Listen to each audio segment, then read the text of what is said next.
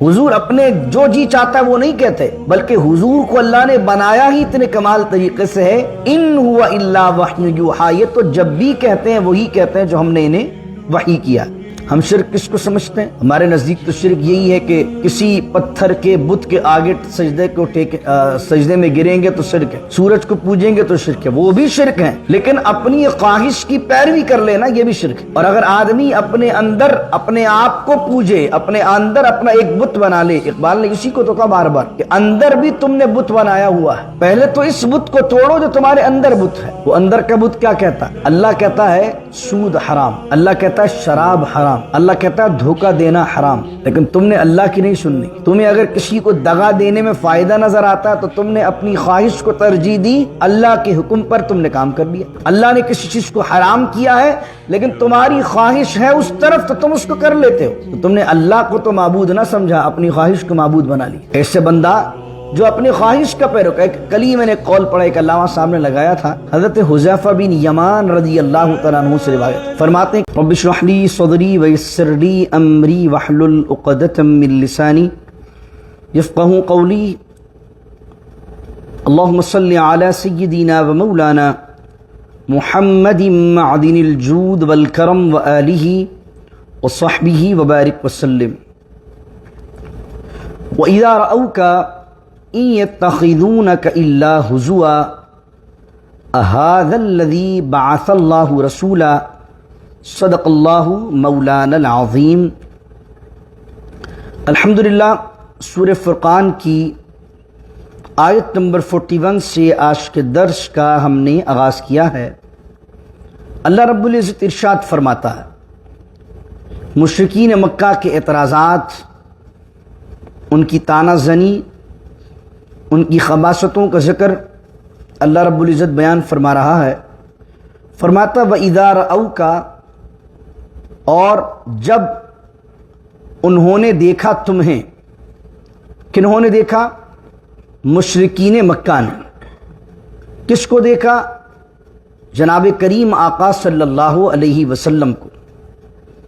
इन यत्तखिज़ूनका, मगर वो नहीं बनाते आपको, इनका माना नहीं, मगर वो नहीं बनाते आपको, इल्ला हुज़ुआ, सिवाय, हुज़ुआ कहते हैं मजाक को, तमस्खुर को।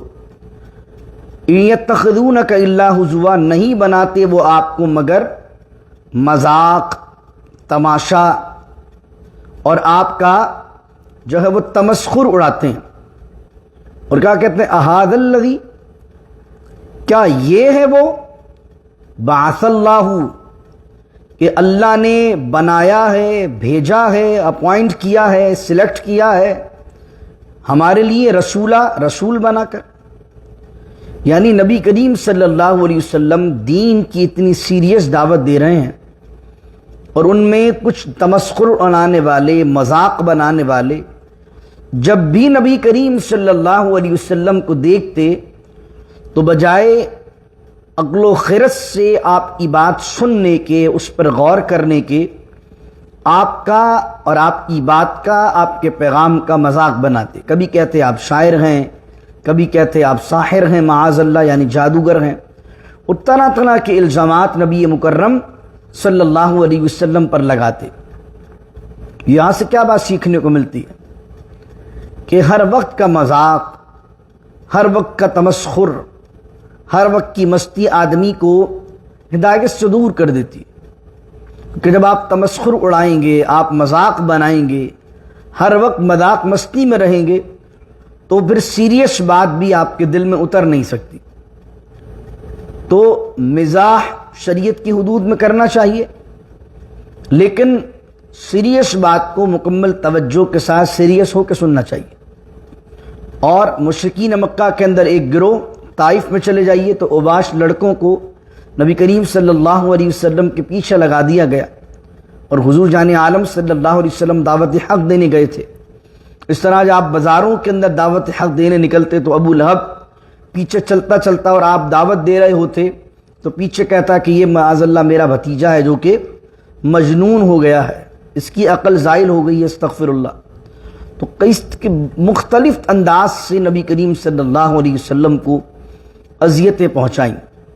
اب یہ کہہ رہے ہیں ان کادا لیضلنا، اور بے شک کادا کا معنی قریب تھا، یعنی کہ دعوت اتنی زور اور شور سے دی حضرت کریم آقا علیہ السلام نے، اور وہ دعوت اتنی مؤثر تھی کہ وہ مشرکین کہتے ان کادا، بے شک قریب تھا، لیضلنا، کہ یہ ہمیں گمراہ کر دیتا، عن آلہتنا، اپنے الہوں سے، اپنے معبودوں سے، یعنی یہ دعوت اتنی مؤثر تھی، یعنی کہ نبی کریم صلی اللہ علیہ وسلم نے تو بہت کوشش کی کہ وہ کسی طریقے سے ان کو حق پر لے آئیں، ہدایت پر لے آئیں، اور یہ خود بھی کہہ رہے ہیں کہ ان کادا لیضلنا عن آلہتنا، اور بے شک قریب تھا لیضلنا، کہ یہ ہمیں گمراہ کر دیتا اور دور کر دیتا،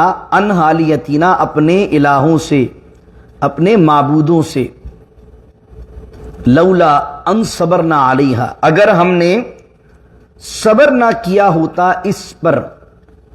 کس چیز پر صبر؟ صبر بتوں پر، معبودوں پر۔ صبر کے میں نے دو معنی آپ کو سمجھائے تھے اور سکھائے تھے۔ ایک معنی ہوتا ہے اپنے آپ کو روکنا، یعنی کسی نے آپ کے ساتھ زیادتی کی، آپ صبر کریں اور آپ ریٹرن میں اس کے ساتھ زیادتی نہ کریں، صبر کریں، تو یہ اپنے آپ کو آدمی نے روکا۔ لیکن قرآن کریم نے زیادہ تر جو معنی استعمال کیا ہے وہ استعمال کیا ہے جمے رہنا، استقامت کے ساتھ ڈٹ جانا، پیچھے نہ ہٹنا، اس کو کہتے ہیں صبر کرنا۔ جیسے کہ آپ پر زیادتیاں ہو رہی ہیں اور آپ حق ہیں، آپ صحیح ہیں، اور آپ زیادتیوں کے باوجود بھی اپنے صحیح موقف سے نہیں ہٹ رہے ہیں، تو یہ بھی صبر ہے۔ اور جو صحیح ہو کر اللہ کی رضا کے لیے صحیح کام سے پیچھے نہ ہٹے، تو اللہ نے کہا کہ ان اللہ مع الصابرین، بے شک اللہ تعالیٰ صبر کرنے والوں کے ساتھ ہے۔ تو صرف صبر یعنی استقامت اور ڈٹے رہنا اور جمے رہنا صحیح راستے پر نہیں ہوتا، بلکہ ڈٹے رہنا اور جمے رہنا غلط راستے پر بھی ہوتا ہے۔ جیسا کہ مشرکین مکہ نے بھی یہاں یہ لفظ استعمال کیا، لولا ان صبرنا علیہا، کہ قریب تھا کہ یہ تو ہمیں گمراہ کر دیتے اپنے الہوں سے، مگر ہم نے صبر کیا ان پر، اپنے معبودوں پر ڈٹ گئے، اپنے غلط عقیدے پر ڈٹ گئے، اپنے غلط عقیدے پر جم گئے۔ اللہ کہہ رہا ہے وسوف، قریب میں سین آ جائے جیسے سیعلمون یا سوفا، تو سین اور سوفا سون ان قریب کا معنی دیتا، کوئی چیز جو قریب واقع ہونے والی ہو، زیادہ دور نہ ہو، تو اللہ کہتا ہے وسوف، ان قریب، جس طرح کلا سوف یعلمون ثم کلا سوف یعلمون، ان قریب وہ جان لیں گے، تو سوفا کا معنی سین واوفا قریب، ان قریب۔ اللہ کہہ رہا ہے وسوف، اور ان قریب، یعلمون، وہ جان لیں گے، حین یرون العذاب، جب، حین معنی جب، یرون العذاب، وہ عذاب کو دیکھیں گے، من اضل سبیلا، اور وہ کیا جان لیں گے، کون ہے زیادہ گمراہ، سبیلا راستے کے اعتبار سے، یعنی وہ جان لیں گے جب قیامت کے دن عذاب کو دیکھیں گے، یا موت کے وقت ان کو عذاب آئے گا تو وہ پہچان جائیں گے، جان لیں گے کہ کون سچا ہے، یہ نبی یا ان کے پیروکار سچے ہیں، یا ہم جو ان جھوٹے معبودوں کے ساتھ اپنے آپ کو جمائے رکھا، ہم لوگ سچے ہیں یا ہم جھوٹے ہیں۔ اللہ کہہ رہا جان لیں گے۔ اگلی آیت دل کے کانوں سے سننے والی ہے، ارأیت من اتخذ الہہ ہوا، ارأیت، کیا تم نے نہیں دیکھا، کس کو، من اتخذ، اس شخص کو، اتخذ یتخذ، اس کا مطلب ہوتا ہے بنانا، ٹو میک سم تھنگ۔ اس لیے آپ دیکھیں گے کہ جب کوئی معبود کوئی بناتا ہے تو اپنے ذہن میں، اپنے دل کے اندر اس کو معبود بناتا ہے، تو وہاں زیادہ تر لفظ استعمال ہوتا ہے اتخذ، یتخذون، تتخذون، بنانے کے معنی میں۔ ارأیت، کیا آپ نے نہیں دیکھا، من اتخذ، اس شخص کو جس نے بنایا، الہہ، الہ، اپنا معبود۔ ہم کہتے ہیں نا لا الہ، لا الہ الا اللہ، تو لا الہ، الہ کا معنی کیا ہے، الہ کا معنی معبود جس کو پوجا جائے، جس کی عبادت کی جائے، جسے خدا سمجھا جائے، تو ہم کیا کہتے ہیں؟ لا الہ، نہیں ہے کوئی معبود، نہیں ہے کوئی معبود الا اللہ، مگر اللہ۔ اور اس کا صحیح ترجمہ جو کیا ہے وہ میں نے پہلے بھی عرض کیا، وہ صحیح ترجمہ یہ نہیں ہے کہ نہیں ہے کوئی معبود، کیونکہ اللہ کے علاوہ معبود تو ہیں، پوجے تو جاتے ہیں نا کوئی اور لوگ بھی۔ یہ اتنے سارے مذاہب ہیں، یہ کسی نہ کسی کو پوج تو رہے ہیں، تو معبود تو اپنے حال میں ہیں، یہ کوئی کسی کو پوچھتا ہے، کوئی کسی کو پوچھتا ہے۔ تو صحیح ترجمہ کیا ہے؟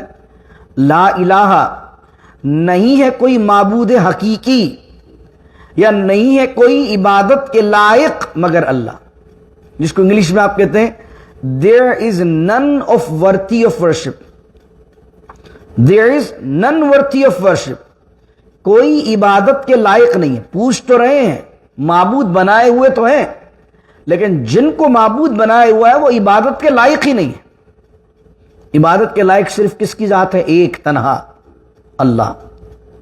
اب ایک تو معبود ہوتا ہے جو کوئی بندہ سورج کو بنا لے الہ، چاند کو بنا لے، کوئی آگ کو پوجتا ہے آگ کو الہ بنا لے، کوئی بت کو پوجتا ہے تو بت کو الہ بنا لے۔ لیکن یہ تو ساری چیزیں دنیا میں ہمیں نظر آتی ہیں کہ کہیں سورج کو پوجنے والے ہیں، کہیں آگ کو پوجنے والے ہیں، کہیں بتوں کو پوجنے والے ہیں، کہیں جنات کو پوجنے والے ہیں، کچھ دجال کو پوجنے والے ہیں، الگ الگ اقسام آپ کو ملتی ہیں، کوئی شیطان کو پوجنے والا ہے۔ لیکن ایک شرک ایسا ہے جو اس آیت نے بیان کیا ہے، کیا آپ نے نہیں دیکھا اس شخص کو جس نے بنا لیا آلہتن الہ، کس چیز کو؟ ہوا۔ یہ اردو والا ہوا نہیں ہے جو ایئر جس کو ہم کہتے ہیں، ہواہو، ہوا کہتے ہیں خواہش کو۔ کیا آپ نے اس شخص کو نہیں دیکھا جس نے اپنا معبود بنایا ہے کس چیز کو؟ خواہش کو۔ قرآن کریم کے اندر بھی آیا نا سورہ نجم کے اندر، وَمَا يَنْتِقُ عَنِ الْهَوَىٰ، سورہ نجم کے اندر، کہ حضور علیہ السلام کلام نہیں کرتے، بات نہیں کرتے عن الہوا، اپنی خواہش سے۔ حضور اپنے جو جی چاہتا ہے وہ نہیں کہتے، بلکہ حضور کو اللہ نے بنایا ہی اتنے کمال طریقے سے ہے، ان ہوا الا وحی یوحیٰ، یہ تو جب بھی کہتے ہیں وہی کہتے ہیں جو ہم نے انہیں وحی کیا۔ تو ہوا کا معنی خواہش، یہ سب سے بڑا شرک ہے۔ ہم شرک کس کو سمجھتے ہیں؟ ہمارے نزدیک تو شرک یہی ہے کہ کسی پتھر کے بت کے آگے سجدے میں گریں گے تو شرک ہے، سورج کو پوجیں گے تو شرک ہے، وہ بھی شرک ہے۔ لیکن اپنی خواہش کی پیروی کر لینا یہ بھی شرک ہے۔ اور اگر آدمی اپنے اندر اپنے آپ کو پوجے، اپنے اندر اپنا ایک بت بنا لے، اقبال نے اسی کو تو کہا بار بار کہ اندر بھی تم نے بت بنایا ہوا ہے، پہلے تو اس بت کو توڑو جو تمہارے اندر بت ہے۔ وہ اندر کا بت کیا کہتا ہے؟ اللہ کہتا ہے سود حرام، اللہ کہتا ہے شراب حرام، اللہ کہتا ہے دھوکہ دینا حرام۔ لیکن تم نے اللہ کی نہیں سننی۔ تمہیں اگر کسی کو دغا دینے میں فائدہ نظر آتا ہے تو تم نے اپنی خواہش کو ترجیح دی، اللہ کے حکم پر تم نے کام کر لیا۔ اللہ نے کسی چیز کو حرام کیا ہے لیکن تمہاری خواہش ہے اس طرف تو تم اس کو کر لیتے ہو، تو تم نے اللہ کو تو معبود نہ سمجھا، اپنی خواہش کو معبود بنا لیا۔ ایسے بندہ جو اپنی خواہش کا پیروکار، کل ہی میں نے قول پڑھا، ایک علامہ صاحب نے لگایا تھا، حضرت حذیفہ بن یمان رضی اللہ تعالیٰ عنہ سے روایت ہے، فرماتے ہیں کل تک جو چیز تمہیں حرام لگے اور آج تمہیں وہ چیز حلال لگے تو سمجھ لینا تم فتنے میں پڑ چکے ہو۔ یہ کب ہوتا ہے ہمارے ساتھ؟ کہ جب تک کوئی اور کاروبار کر رہا ہے اس وقت تک وہ چیز حرام ہے، جس دن مجھے اور آپ کو اپرچونٹی مل گئی وہ اور ہمارے پیسے بننے لگ جائیں گے تو ہم اب اس کے اندر سارے حلال کے پہلو نکالیں گے۔ ساری دنیا کر رہی تھی تو حرام تھی، آپ نے کہا تو اب حلال ہو گیا۔ کیا ہے؟ آپ کو شریعت نہیں چاہیے، آپ کو قرآن نہیں چاہیے، آپ کو اپنی خواہش چاہیے۔ میں نے پھر جب جائیداد کا میں ذکر کرتا ہوں تو میں وہ عرض آپ کو کرتا ہوں 10 دفعہ کہ ہمارا ایکسپیرینس ہے جب جائیداد میں حصہ دینا ہو تو شریعت یاد نہیں آتی، جب قرآن یاد نہیں آئے گا، حدیث یاد نہیں آئے گی، مفتیوں کے فتوے جب یاد نہیں آئیں گے، جب جائیداد سے حصہ لینا ہو تو جب کہیں گے کہ اس عالم کے پاس چلو، اس مفتی کے پاس چلو، اس قرآن کی آیت کو دیکھو، اس حدیث کو دیکھو، تو کس چیز کی پیروی کر رہے ہیں ہم؟ قرآن کی، اپنی خواہش کی، اپنے نفس کی۔ اور ارأیت من اتخذ الہہ ہوا، تو کیا آپ نے نہیں دیکھا اس شخص کو جس نے معبود بنا لیا اپنی خواہش کو؟ وہ جو بندہ اپنی خواہش کے تابع ہو جائے، جو بندہ اپنے خواہش نفس کی پیروی کرنے لگ جائے، تو اللہ کیا کہہ رہا ہے؟ افانت تکون علیہ وکیلا، تو کیا آپ بنیں گے اس کے وکیل، اس کے نگہبان، اس کے ذمہ دار آپ بنیں گے؟ یعنی اے پیارے، نبی کریم صلی اللہ علیہ وسلم رنجیدہ ہو جاتے تھے جب آپ مشرکین مکہ کو دعوت دیتے اور مشرکین مکہ بارہا دعوت کے باوجود بھی ایمان نہیں لاتے، تو نبی کریم صلی اللہ علیہ وسلم رنجیدہ ہو جاتا ہے، آپ کا قلب حزن و ملال کے اندر ڈوب جاتا۔ نبی کریم صلی اللہ علیہ وسلم کو دلاسا دیا گیا کہ پیارے، جو بندہ اگر اپنی خواہش کے پیچھے لگ گیا ہے تو آپ کیا اس کے وکیل بنیں گے، اس کے نگہبان بنیں گے، اس کی ذمہ داری آپ لیں گے؟ وہ نہیں آنے والا اب ہدایت، چونکہ جو بندہ اپنی نفس کی سنتا ہے پھر وہ کسی کی نہیں سنتا، جو اپنی خواہش کی سنتا ہے، یعنی اس کو آپ انگلش میں کہہ لیں تو اپورچونسٹک، جس کو اپنا جہاں مفاد نظر آئے، جہاں جس کو اپنا کام بنتا نظر آئے، اب اسے نہ حلال دیکھنا ہے نہ حرام دیکھنا ہے، نہ دین دیکھنا ہے نہ شریعت دیکھنی ہے، نہ قرآن دیکھنا ہے نہ حدیث دیکھنی ہے، اس کو اپرچونٹی نظر آتی ہے تو وہ کیا دیکھتا ہے؟ وہ اپنی خواہش کا غلام ہے۔ الہ میں ہم کیا کہتے ہیں؟ بندگی کس کے لیے؟ اللہ کے لیے۔ بندگی عبادت نکلا ہے عبد سے، اور عبد کہتے ہیں غلام کو۔ ہم اللہ کے غلام ہیں، اس کی اطاعت کرنے والے ہیں، اور اگر آدمی اللہ کی اطاعت سے منہ موڑ لے اور دل کی سننے لگ جائے کہ دل کیا کہہ رہا ہے اور اس پر عمل کرنے لگ جائے، تو در حقیقت اس نے خدا کی اطاعت کو چھوڑ کر اپنے نفس کی غلامی کو اختیار کر لیا۔ افانت تکون علیہ وکیلا، تو پیارے اب نبی بھی اس کو دعوت دیں گے، کسی عالم کو چھوڑیے، کسی ولی کو چھوڑیے، نبی بھی اس کو دعوت دیں گے تو دعوت اس پر اثر نہیں کر رہی۔ اور اللہ کہہ رہا افانت تکون علیہ وکیلا، تو کیا آپ بنیں گے اس کے وکیل، کیا آپ بنیں گے اس کے ذمہ دار؟ تو مشرکین مکہ میں ابو جہل، عتبہ، شیبہ، یہ کون لوگ تھے کہ جن کے پاس مال و دولت کی کثرت تھی، اور انہوں نے یہ سوچا کہ اسلام قبول کرنے سے ہمارا کیا فائدہ ہے؟ جب انہیں ظاہری طور پر کوئی فائدہ نظر نہیں آیا تو اپنے نفس کو سوچا کہ کفر میں زیادہ فائدہ ہے، اس میں لیڈرشپ بھی ہے، اس میں قبیلے کی سرداری بھی ہے، اسلام قبول کرنے میں قبیلے کی سرداری بھی جائے گی، زکوٰۃ بھی دینا پڑے گی، اور نبی بنایا جاتا تو ہم قبائل کے سردار میں سے بنایا جاتا۔ تو خواہش نفس کی سنی تو اللہ کی اطاعت سے اور اپنے بنانے والے کی اطاعت سے، اس کو ماننے سے، اس پر ایمان لانے سے منہ موڑ دیا۔ اب اللہ کہہ رہے ام تحسبوا ان اکثرهم یسمعون او یعقلون، یا تحسبوا، کیا آپ یہ گمان کرتے ہیں، کیا آپ یہ سمجھتے ہیں، ان اکثرهم، کہ بے شک یہ ان میں سے اکثریت، یہ مشرکین جو ہیں ان کی اکثریت، یسمعون او یعقلون، کہ وہ سنتے ہیں یا عقل رکھتے ہیں۔ ان کی جو اکثریت ہے، کیا آپ یہ سمجھتے ہیں کہ یہ عقل بھی رکھتے ہیں اور سمجھ بھی رکھتے ہیں اور سنتے بھی ہیں آپ کی بات؟ اللہ کہہ رہا انہم، نہیں ہے یہ، الا کالانعام، مگر صرف انعام کہتے ہیں جانور کو، الا کالانعام، نہیں ہے یہ مگر کیا ہے؟ جانور ہیں۔ بل ہم اضل سبیلا، بلکہ یہ راستے کے اعتبار سے جانوروں سے زیادہ گمراہ ہیں، جانوروں سے ہی بدتر ہیں۔ جو اپنی خواہش نفس کا پیروکار ہوا، جو اپنے نفس کا غلام بن گیا، جو اپنے نفس کا تابع ہوا، جس نے اپنے نفس کی سنی تو اب نہ وہ کسی کی سنے گا نہ کسی کی سمجھے گا. آپ اسے سمجھاتے رہیے.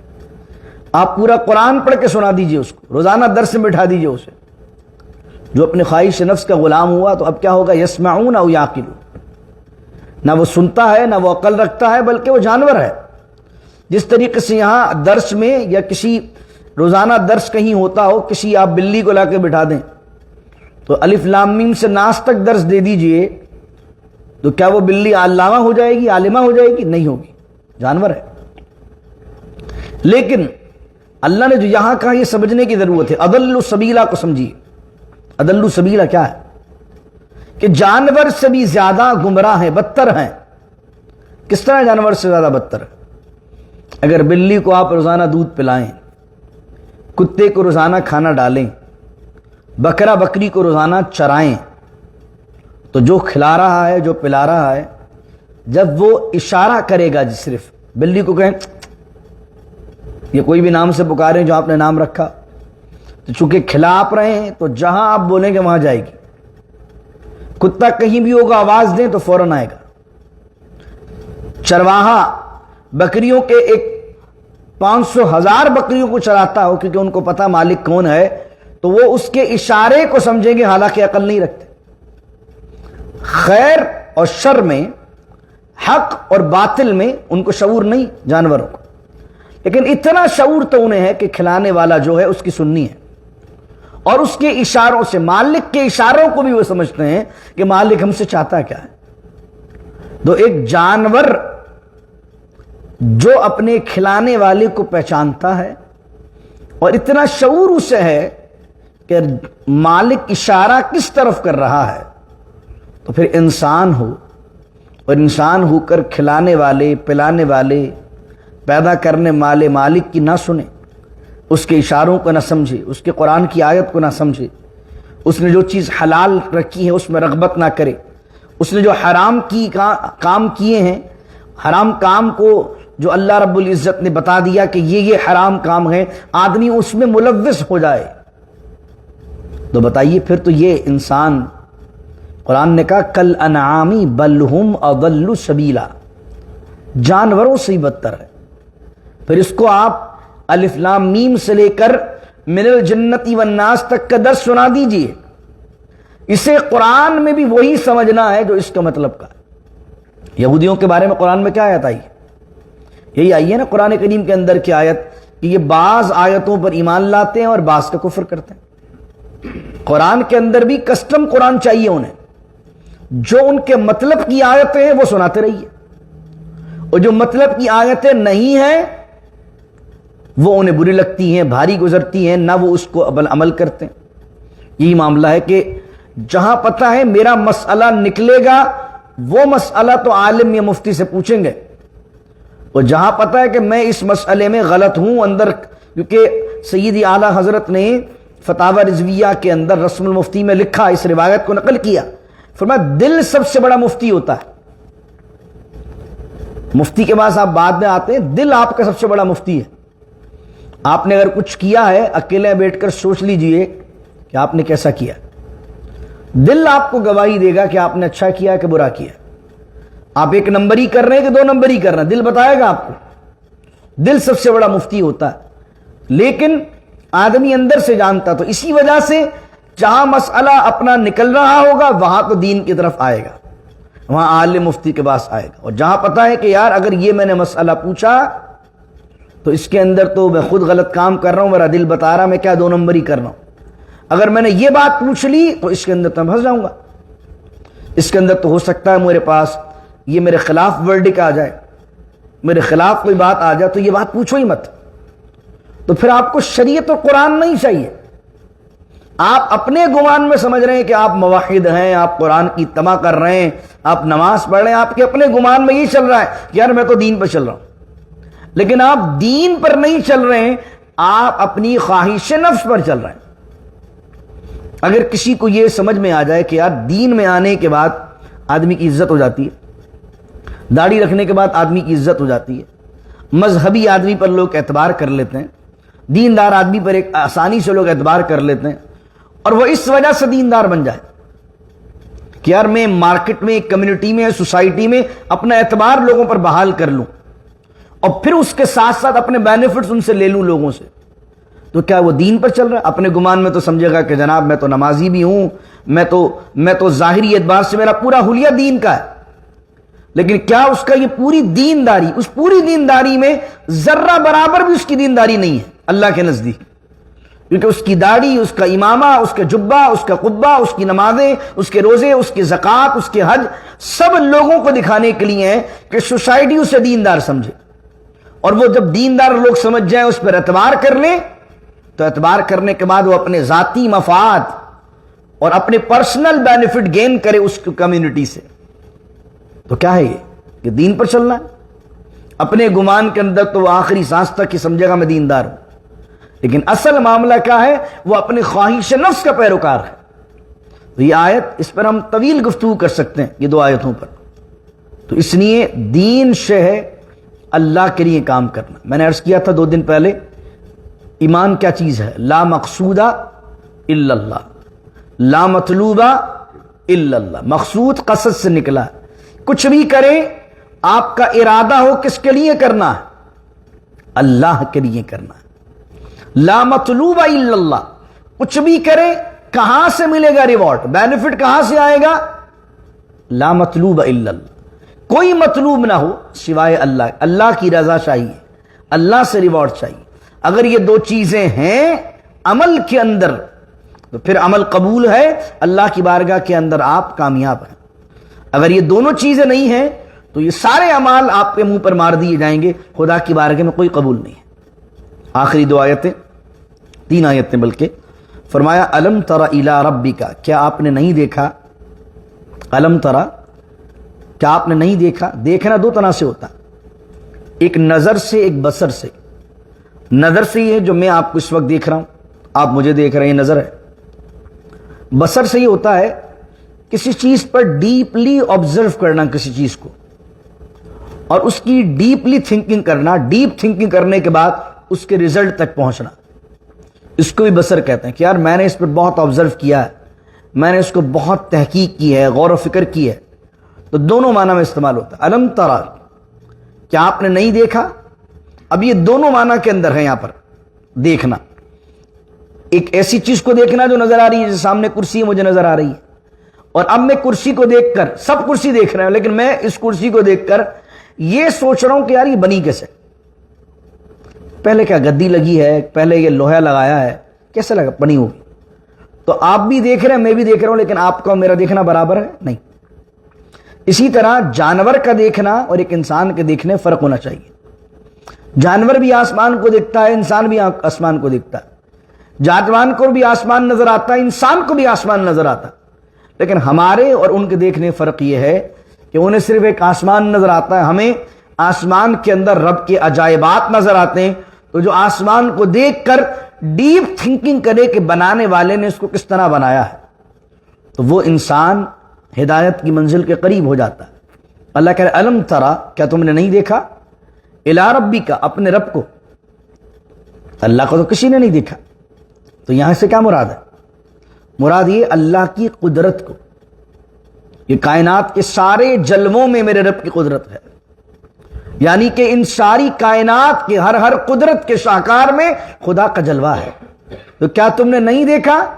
الی ربک، اپنے رب کی طرف۔ کب دیکھا؟ کیسے دیکھا؟ کس طرح دیکھیں؟ کیفا، کیفا مانے کیسے؟ مد الظل، مدہ مانے قاعدے کے اندر بھی ہم پڑھ کے آئے نا، مدہ ہوتا ہے تو مدے میں کیا کرتے ہیں ہم؟ ٹو اسٹریچ سم تھنگ، مد لگا ہوا ہوتا ہے، اس کی چیز کو لمبا کرنا، اس کو کہتے ہیں مدہ۔ مدہ مانے کھینچنا، مدہ مانے لمبا کرنا۔ کیا تم نے نہیں دیکھا اپنے پروردگار کو کہ وہ کیسے کھینچتا ہے، لمبا کرتا ہے کس چیز کو؟ الظل، ظل کہتے ہیں سائے کو، شیڈو کو۔ کیا تم نے نہیں دیکھا کہ تمہارا پروردگار کس طریقے سے سائے کو لمبا کرتا ہے؟ وَلَوْ شَاءَ، اور اگر اللہ چاہتا، لَجَعَلَهُ، تو ضرور بنا دیتا اس کو، کس کو؟ سائے کو، شیڈو کو۔ کیا بنا دیتا؟ ساکنن، ساکن ٹھہرا ہوا، اللہ وہیں روک دیتا سائے کو۔ یعنی مراد کیا ہے؟ سایہ کب تک ہوتا ہے؟ ایک تو سایہ ہوتا ہے جو مغرب کے بعد سے لے کر فجر تک رہتا ہے، یہ جو ڈارکنیس ہے یہ کیا ہے؟ یہ بھی سایہ تو ہے۔ اللہ کہتا ہے کہ اس سائے کو روزانہ لے کر آ کے اس پورے سائے سے ڈھانک دیتے ہیں، پورے آسمان کو کالا کر دیتے ہیں، اور چاہتے تو اس سائے کو یہیں روک دیتے، دن آتا ہی نہیں۔ تو کوئی تھا دن لانے والا؟ کوئی دن لانے والا نہیں۔ اور یہاں ایک مراد یہ ہے کہ یا تو وہ سایہ مراد ہو کہ پھر فرمایا کہ جب سورج طلوع ہوتا ہے تو اپوزٹ ڈائریکشن کے اندر سایہ بڑھتا جاتا ہے، بڑھتا جاتا ہے، بڑھتا جاتا ہے۔ اللہ کہہ رہا ہے ثم جعلنا الشمس، پھر ہم نے بنایا الشمس، الشمس مانے سورج، پھر ہم نے بنایا سورج کو علیہ، اس سائے پر، اس شیڈو پر کیا بنا دیا؟ دلیلاً، دلیل کا معنی ہے رہنما، رہنما، دلیل اس چیز کو بھی کہتے ہیں جس کو فالو کیا جائے۔ سائے کو بنا دیا، سورج کو بنا دیا سائے پر رہنما۔ کیا مراد؟ مراد یہ کہ سائے کو پیچھے لگا دیا ہم نے سورج کے، اب جیسے جیسے سورج موو کرتا جائے گا سایہ بھی ویسے ویسے موو کرتا جائے گا۔ یعنی جیسے جیسے آپ دیکھتے ہیں سورج نکلا، سائے کی پوزیشن کچھ اور ہے، پھر سورج آگے بڑھا، آگے بڑھا، آگے بڑھا، آگے بڑھا، 12 بجے سائے کی پوزیشن کچھ اور ہے، پھر شام ہونے لگی تو اب اللہ نے کیا کر دیا؟ سورج کے پیچھے پیچھے پیچھے پیچھے لگا دیا سائے کو۔ پھر اللہ کہہ رہا ثم قبضناہ الینا قبضا یسیرا، پھر ہم نے اس کو سمیٹ لیا اپنی طرف، اس کو سمیٹ لیا اپنی طرف، کس کو؟ سائے کو، الینا اپنی طرف، قبضا یسیرا بہت آہستہ آہستہ سمیٹنا، یعنی سائے کو آپ کہیں کرسی رکھ دیں، ابھی سورج طلوع ہونے والا ہے، کہیں اسٹینڈ رکھ دیں، کہیں پانی کا گلاس اور جگ رکھ دیں تو سایہ آپ دیکھیں گے بڑھے گا اور شام تک آہستہ آہستہ سکڑ کر ختم ہو جائے گا۔ یعنی یہ اتنا سلولی پروسیس ہوتا ہے کہ آپ کو پتہ بھی نہیں چلتا کہ سایہ کب بڑھا اور کب ختم ہوا۔ یعنی ایک بندہ کرسی لگا کر ہاتھ باندھ کے بیٹھ جائے اور دیکھے کہ بھائی کتنا بڑھ رہا ہے سایہ، تو وہ جب بھی محسوس نہیں کر سکتا اس چیز کو، یار ابھی تھوڑا تھا، ابھی ایک دم تھوڑا بڑا ہو گیا، شاید تھوڑا بڑا ہو گیا، شاید اور تھوڑا بڑا ہو گیا۔ یعنی اتنی آہستہ آہستہ اللہ اس کو بڑھاتا ہے اور آہستہ آہستہ شام تک سمیٹ بھی لیتا ہے، اور یہ پروسیس اتنا سلو ہے لیکن پھر بھی ہو رہا ہے۔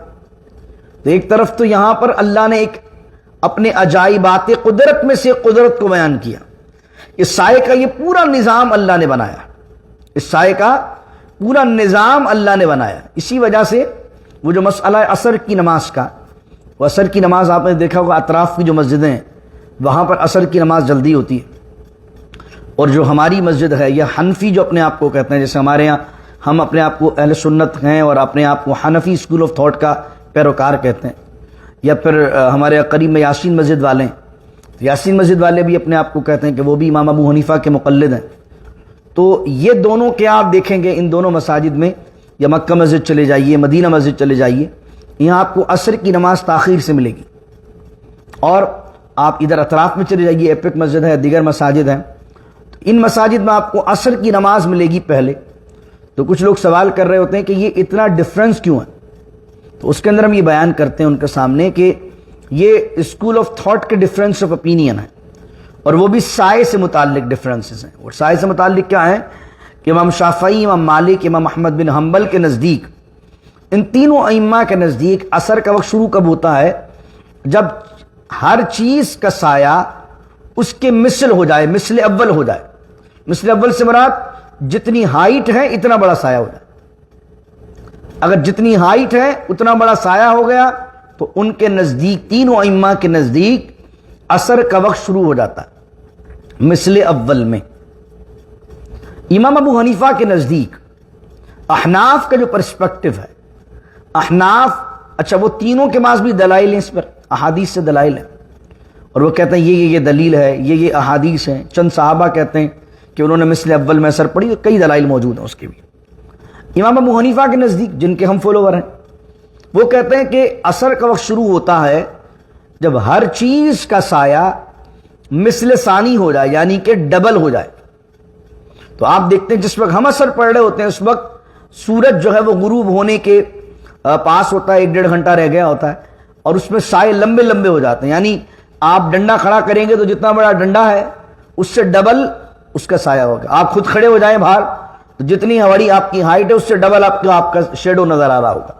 تو امام ابو حنیفہ کے نزدیک وہ جو ڈبل سایہ جب ہوتا ہے جب عصر کا وقت شروع ہوتا ہے, تو اس لیے جو ائمہ اپنے آپ کو حنفی اسکول آف تھاٹ کا پابند کہتے ہیں وہ پھر عصر پڑھاتے ہیں جب سایہ ڈبل ہو جاتا ہے, اور جو اپنے آپ کو شافعی یا مالکی یا حنبلی کہتے ہیں وہ عصر تب پڑھاتے ہیں جب جو ہے وہ سایہ مثل اول میں ہائٹ کے برابر ہو جاتا ہے. لیکن صاحبین میں سے امام ابو حنیفہ کے شاگردوں میں سے غالباً امام ابو یوسف کا یہ قول ہے کہ ان کے نزدیک بھی جب مثل اول ہوتا ہے تو سایہ شروع ہو جاتا ہے. تو جیسے کوئی بندہ ہمیں یہ کہتا ہے کہ میں ایئرپورٹ پر ہوں اور میں جیسے ابھی ریسنٹلی ایک جگہ میں موجود تھا تو ایک ڈاکٹر صاحب نے کہا کہ میں شکاگو جا رہا تھا اور فلائٹ ایسے وقت میں تھی کہ میں اگر جہاز میں بیٹھ جاتا تو مغرب میں وہاں پہنچتا, اور یہاں سے جب ٹیک آف کر رہا تھا تو ٹیک آف کرتے ہوئے مفتی صاحب مثل اول شروع ہو چکا تھا, لیکن حنفی اسکول آف تھاٹ کے مطابق نماز کے وقت شروع نہیں ہوا تھا, تو میری نماز چلی جاتی. تو میں ایسے وقت میں کیا کروں؟ تو میں نے کہا ایسے وقت میں آپ کو چاہیے کہ آپ نماز کو ضائع نہ کریں, بلکہ مثل اول کے اندر ہی جو شافعی مالکی حنبلی اسکول آف تھاٹ کے مطابق وقت شروع ہو گیا اس کے اندر آپ نماز پڑھ سکتے ہیں تاکہ نماز ضائع نہ ہو. اس طریقے سے بعض اوقات کبھی امریکہ آپ گھومنے وغیرہ جاتے ہیں, کسی بھی مقام پر آپ گھومنے جائیں تو کبھی کبھی اس طرح کی سچویشن پیش آ جاتی ہے, جیسے آپ کولراڈو چلے گئے, آپ اس طرح کے مقامات پہ چلے گئے جہاں پر پہاڑ وغیرہ ہیں اور آپ کو پتہ نہیں ہے کہ آگے آپ جو ہے وہ ہائکنگ کر رہے ہیں اور آپ کو پتہ نہیں ہے کہ آگے کہیں پانی ملے گا کہ نہیں ملے گا, نماز پڑھنے کی جگہ ملے گی نہیں ملے گی, ریسٹ رومز پتہ نہیں ہوں گے کہ نہیں ہوں گے. اب آپ نے جہاں قیام کیا ہے وہاں آپ کو یہ ساری فیسلٹی مل گئی یا وہاں آپ کو یہ تمام چیزیں مل گئی ہیں, تو اب آپ نے کیا کرنا, اب آگے بڑھتے ہیں تو نماز ضائع ہونے کا خطرہ ہے. اور اب جس جگہ ملی ہے وہاں پر عصر کا وقت شروع تو ہوا ہے لیکن حنفی اسکول آف تھاٹ کے مطابق شروع نہیں ہوا ہے بلکہ مثل اول شروع ہوا. تو ایسے موقع پر آپ جو ہے وہ کیا کریں گے, مثل اول کے اندر بھی نماز پڑھ سکتے ہیں تاکہ آپ کی نماز عصر ضائع نہ ہو, نماز عصر چھوٹے نہیں. نماز کسی بھی حال میں آپ کو پڑھنی ہے, اور ویسے عام حالات کے اندر پھر وہ مثل ثانی میں پڑھ لیجیے. اللہ اکبر. پھر فرمایا ثم قبضناہ الینا قبضا یسیرا, پھر ہم نے اس کو سمیٹا اور بہت آسانی سے سمیٹ دیا اس سائے کو. اس آیت کو ویسے تو یہ اللہ کے عجائبات قدرت میں سے ایک قدرت کا نمونہ, لیکن اس مثال میں ایک اور بات ہمیں سمجھائی گئی ہے, وہ ہے انسان کی زندگی. انسان کی زندگی بھی اسی طرح کی. اللہ نے جس طرح سائے کو پیدا کیا, سایہ بڑا بڑا بڑا بڑا بڑھتے بڑھتے بڑھتے پھر آہستہ آہستہ سمٹا سمٹا سمٹا اور سمٹتے سمٹتے ختم ہو جاتا. انسان کی زندگی کیسی ہے, پیدا ہوا بچہ تھا, بڑھایا اللہ نے, جوانی تک پہنچایا, جوانی کے بعد 40 سال کے اندر مکمل شباب کو پہنچا, اور شباب کو پہنچنے کے بعد اب واپس دوبارہ کاؤنٹ ڈاؤن شروع ہے. 40 کے بعد آپ اوپر بڑھ نہیں رہے, یوں سمجھ لیجیے 40 تک یہ انکلائن ہے اور 40 کے بعد ڈکلائن ہے, یعنی 40 کے بعد آپ اوپر نہیں جا رہے ہیں. جب 40 آ گئی تو قرآن نے کہا 40 سنہ, 40 یہ بھی کمل میچورنس کی عمر ہے آدمی کی. 40 کے بعد جب آپ کی عمر بڑھ رہی ہے اس میں آپ کی اب صحت گرے گی, آپ کی جسم کی طاقت کمزور ہوگی, اور 40 کے بعد آہستہ آہستہ آہستہ آہستہ آپ ڈکلائن کی طرف آئیں گے. یعنی ثم قبضناہ الینا قبضا یسیرا, یعنی آہستہ آہستہ اللہ آپ کے معاملات کو, زندگی کو اب سمیٹ رہا ہے. آپ کے جانے کا وقت قریب آ رہا ہے. اگر آپ 50 کے ہیں, اگر 55 کے ہیں, اگر 60 کے ہیں, اب بھی اگر جانے کا خیال ہی نہیں آ رہا آپ کو, تو آپ تو بڑی غفلت میں. یعنی 40 کے بعد تو اب سمیٹو دنیا کے معاملات کو. اگر 50 یا 55 میں چل رہے ہو تو اب کس چیز کا ویٹ کر رہے ہو, سمیٹو دنیا کے معاملات کو کہ بھائی جانا بھی تو ہے. تو اللہ نے کہا ہم سمیٹتے ہیں, تو سمیٹتے ہیں. اللہ تعالیٰ جب سمیٹ رہا ہے انسان کی زندگی کو, اب واپس جانے کا وقت ہے, تو ہمیں بھی زندگی کے اندر اپنے معاملات کو حل کرنا چاہیے. کسی کو تکلیف دی ہے, کسی کو دکھ دیا ہے, اس سے معافی مانگ لیں. کسی کا حق کھایا ہے اس کا ادا کر دیں. کسی کا زیادتی کی ہے اس کے ساتھ جا کے معافی کر کے آ جائیں. اپنے معاملات کو سمیٹیے کہ اب جانے کا وقت ہے. تو یہ اللہ تعالیٰ نے انسان کی زندگی، اور پھر یہ اتنا سلولی پروسیس جو کہا نا قبضًا یسیرا، بڑی آسانی کے ساتھ اللہ تعالیٰ اس کو سمیٹ لیتا آرام آرام سے، سلو سلو سلو سلو۔ آپ دیکھیں بچے، آپ نہیں کہتے ابھی یار بچے دیکھو، کل کی بات ہے، ابھی 4 سال کے بچے تھے، اب دیکھو گریجویشن کر لیا، آپ کے سامنے کی بات ہے نا، روزانہ آپ بچے آپ کے سامنے، لیکن آپ کو محسوس ہوا کہ بچے کب بڑے ہو گئے؟ ابھی کل کی بات ہے یار، ابھی تو پیدا ہوا تھا میرا بیٹا، ابھی تو پیدا ہوئی تھی میری بچی، آج اس نے گریجویشن کر لیا، کل کسی بات لگتی ہے، کل تو شادی ہوئی تھی۔ یعنی جس طریقے سے سایہ اللہ سمیٹتا ہے، اس طرح زندگی بھی ہماری اس طرح کی ہے، کب پیدا ہوئے اور کب مر جائیں گے پتہ بھی نہیں چلے گا، اتنی مختصر سی زندگی ہے۔ اور اس مختصر سے زندگی میں آدمی اپنے آپ کو پتہ نہیں کیا ترم خان سمجھتا ہے۔ اللہ تعالیٰ سے دعا کیجیے اللہ رب العزت ہمیں اس زندگی کے لمحات کو اپنی اطاعت میں، اپنے حبیب علیہ الصلوۃ والسلام کی محبت میں گزارنا نصیب فرمائے، اور رب العزت سے دعا ہے رب العزت اپنی خواہشات نفس کی پیروی سے بچائے، جن کے بارے میں قرآن نے کہا اتخذ الہۃ ارأیت من اتخذ الہہ ہوا، کہ جس نے اپنی خواہش کو اپنا معبود بنا لیا۔ اللہ ایسے لوگوں میں شامل ہونے سے ہمیں اپنی پناہ عطا فرمائے۔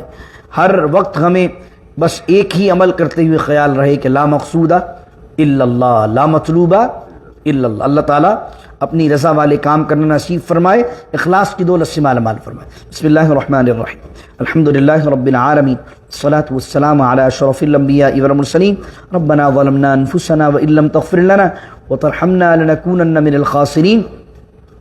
اللهم إنا نسألك العفو والعافية في الدين والدنيا والآخرة، وصلى الله تعالى على خير خلقه محمد وعلى آله وصحبه أجمعين برحمتك يا أرحم الراحمين، لا إله إلا الله محمد رسول الله صلى الله عليه وسلم۔